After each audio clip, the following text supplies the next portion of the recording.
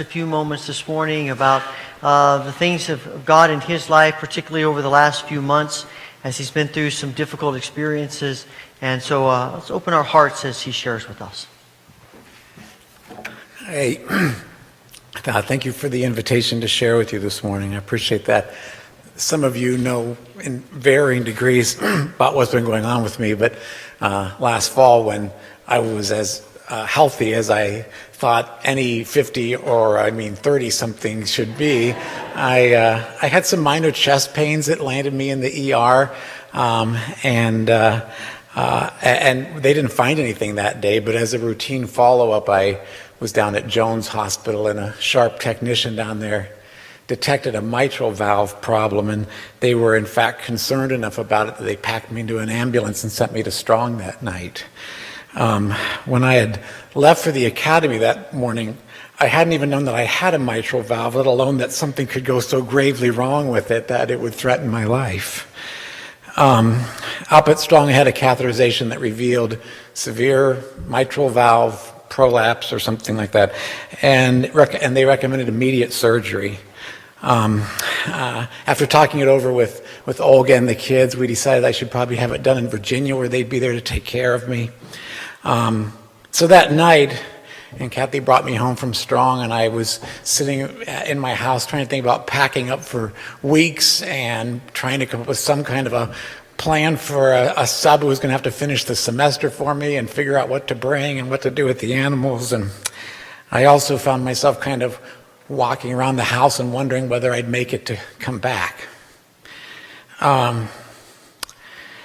The next day we drove 12 hours down to Virginia, went straight to the emergency room where I was admitted and began a 20-day hospital stay. I had the surgery on November 20th, and as you may have noticed, I did live. I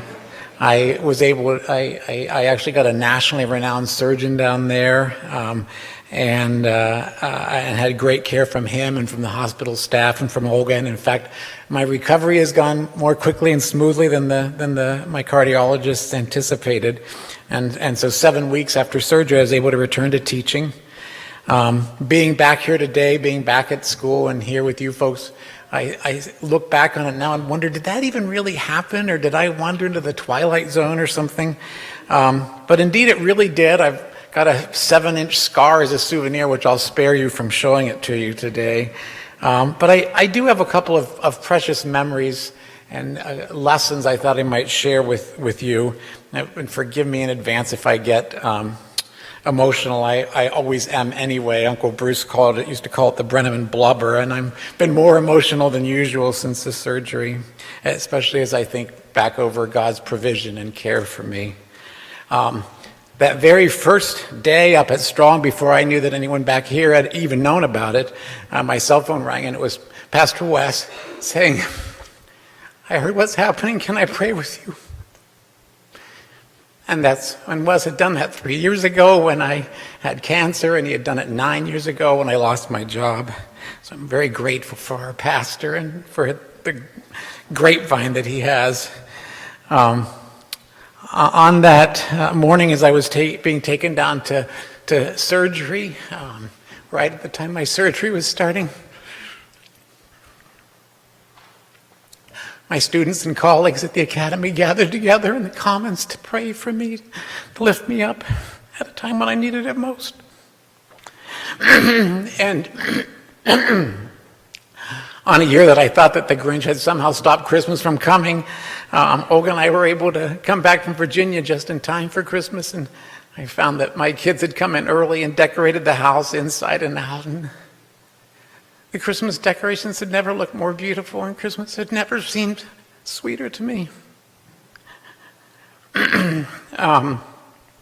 Throughout this whole ordeal, I felt very loved and blanketed in prayer and support from family and friends and from all of you here at church. As I lay in bed in Virginia awaiting surgery, I found myself thinking about all of this and thinking about, I had cancer in 1994 and again in 2015, and then I was having open heart surgery, and I thought, Is God trying to tell me something? And if so, what is it? Because I really don't want a fourth lesson. And so a couple thoughts I've had in terms of trying to make sense of it or sort it out for myself. When I had that false alarm back in September, it was kind of an annoying nuisance. I missed my mom's 85th birthday celebration. I missed work for a few days. I ended up with the big hospital bills both at Cuba and Olean and for an ambulance. And ironically, this week my cardiologist told me that those chest pains I experienced had nothing to do with my mitral valve. It was something else unrelated to my heart, because she said that all my arteries are completely clear. But I had this astonishing realization that what if that hadn't happened? A doctor down at Centara, my hospital in Virginia, told Olga and me that if they'd not caught it when they did, it would likely have been a life-ending event, he said, which are kind of staggering words to hear. So I find myself thinking about what are we to do with life's annoyances and problems like my inconvenient chest pains last September. I think we're quick to look for God's blessings in the good things in life, and both myself and different Christian friends that, we say and we post on Facebook, I'm so blessed because of this or that, or, I got a job, or we had a baby, or we bought a house or something. But it's much harder to see and accept and appreciate the aggravations and the misfortunes we encounter in life. So often I've found myself thinking back to what Betsy ten Boom said to her sister Corrie when they were in the concentration camp at Ravensbrück, and she told her to thank God for the fleas. And I realize that it's harder for us to thank God for chest pains and for fleas and for all the blessings he rains down on us.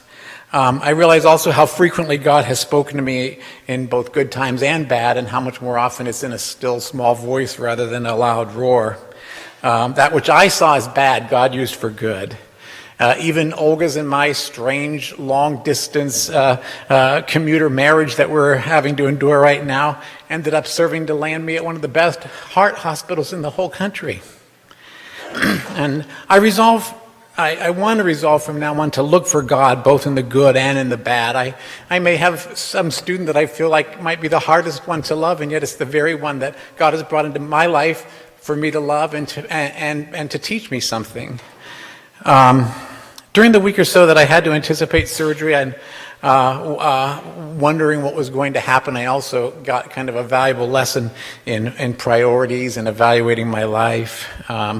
Almost everything that had seemed enormously important to me in the morning of November 7th did not seem important at all that night.